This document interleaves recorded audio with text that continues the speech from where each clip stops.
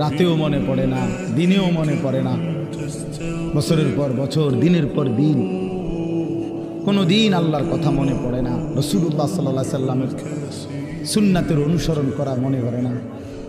কেমনে পার হইবেন বাপ? এত বছর দাড়ি কাইটা আখিরাতে পার হইবেন কেমন? 30 বছর সুদ খাইয়া আখিরাতে পার হবেন কেমন?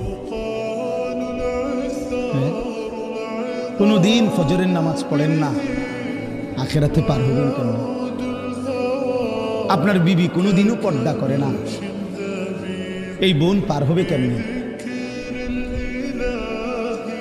30 বছর ধরে প্রতিদিন আপনার ঘরে রঙিন টেলিভিশন চলে, আপনার বিবি বাচ্চারা নাচ গান নর্তকীর ছবি নাটক সিনেমা দেখে, মুক্তি পাইবেন কেমনে বাবা? বলেন, সবাই বলে, ফিকির করেন, ভেবে দেখেন। কি বুঝাই দিবেন আল্লাহকে? কি বুঝাই দিবেন রাসূলুল্লাহ সাল্লাল্লাহু আলাইহি সাল্লাম? নবীজি কিছুই জিজ্ঞেস করবে না? কি মনে করেন আপনারা এমনি সবাই সুপারিশ করবে মানে কি কিছুই জিজ্ঞাসা না, কোনো কাগজপত্র কিছুই দেখবে না নাকি?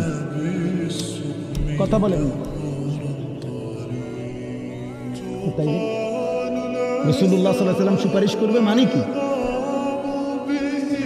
মানে কোনো কথা নাই, শুধু আপনি গিয়ে দাঁড়াইবেন আর আমরা ব্যস্ত বুঝ দিয়ে লাগবে নাকি? তো তাইলে হিসাব করলো কেন?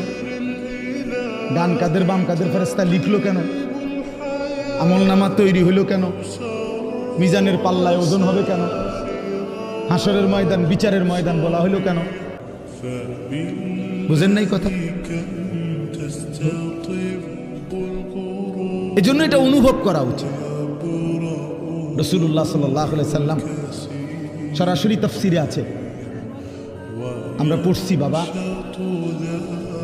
আল্লাহ তাআলা যেদিন নবীকে বলছেন, বন্ধু আপনার সামনে আমি আপনার উম্মতের আমলনামা খুলব, এই কথা নবী যখন শুনছেন, আল্লাহ নবী সাল্লাল্লাহু আলাইহি সাল্লাম অঝরে কাঁদছেন।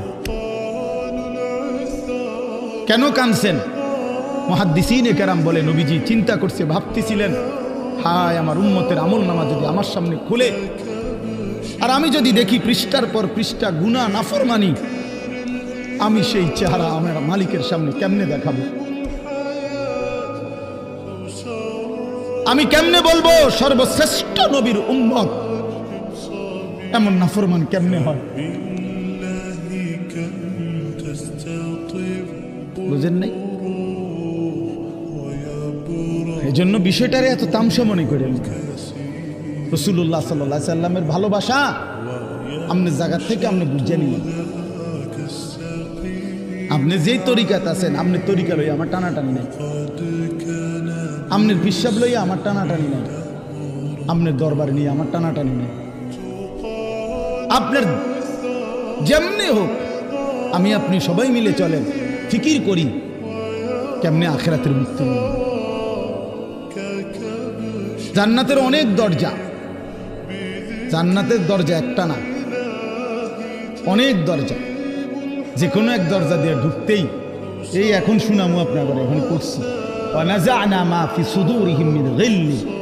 আল্লাহ বলেন আমার যতগুলো বান্দাকে আমি জান্নাত দেব, ঢুকবার আগেই আমি তাদের কলিজা থেকে চিরদিনের জন্য হিংসা, বিদ্বেষ, রাগ, ক্ষোভ, ক্রোধ সরাই দেব। ইখওয়ানান, সবাইরে ভাই ভাই বানায় দেব। আলা সুরুরিন মুতাকাবিলিন, সমস্ত জান্নাতি পরস্পর পরস্পরের মুখোমুখি হয়ে আনন্দ আর ফুর্তিতে মজে থাকবে।